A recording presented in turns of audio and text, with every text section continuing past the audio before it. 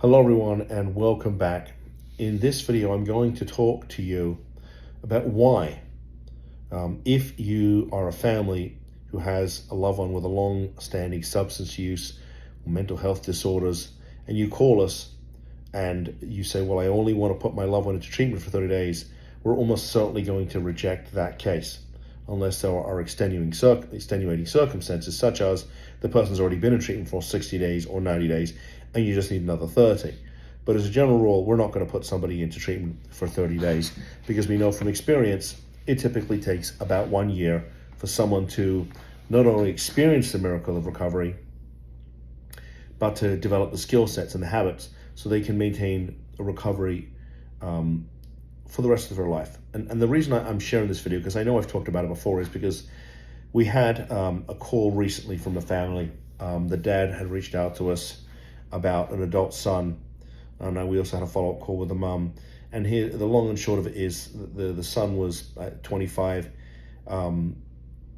had some short trips into treatment, a week, 2 weeks, and of course had never been able to maintain any kind of recovery. And he had called our office and said, I can get my son to go to treatment. I can get him there for 30 days.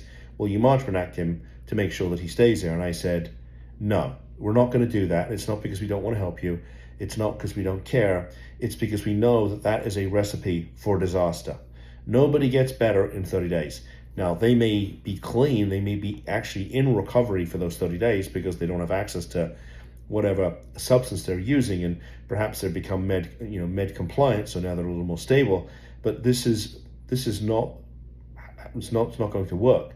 I mean, our typical, even a Marchman Act, our typical client is in treatment for 6 months. So we go 3 months and then 3 months, and then they work a continuum of care for the next 6 months, which means they get a sponsor, they go to AA, they probably live in some type of recovery residence, they continue with outpatient services. They work the program. They do what needs to be done so they can maintain recovery. So, the father called and said he only wanted to do 30 days. And I said, I'm sorry, but we're not going to do that. And it's not because we don't care. It's just that it's not going to work. And he said, okay. And he went about his business. And 2 months later, we touched base with the father and we found out he got his son to go to treatment for 30 days. And then the son left. And then 2 days later, he overdosed and he died. And I can't tell you how gut-wrenching it is for me and the team to have a call with a family when we hear this. And it doesn't happen often, but it does happen. And it's heartbreaking. It's heartbreaking because we know that person potentially could have been saved. Are we going to save everybody? Of course not. And anybody who tells you otherwise doesn't know what they're talking about. But this is the kind of case I'm talking about, where a family calls us, and I don't think they realize, and it's not because they don't care, they don't love this person. It's just they don't, I think, realize the magnitude of the sickness, because this has been going on for 5 or 10 years. You're just simply not going to fix that in 30 days. If God forbid I had cancer, would I do 30 days of chemo and then call it quits? Of course not. I would probably be taking some kind of affirmative action to fight the disease, and then I would do what I need to do to keep myself in remission. I mean, it's the same type of thing with when you're dealing with a behavioral health issue. You get somebody into recovery, and then they work some kind of program so they can maintain recovery for the rest of their life.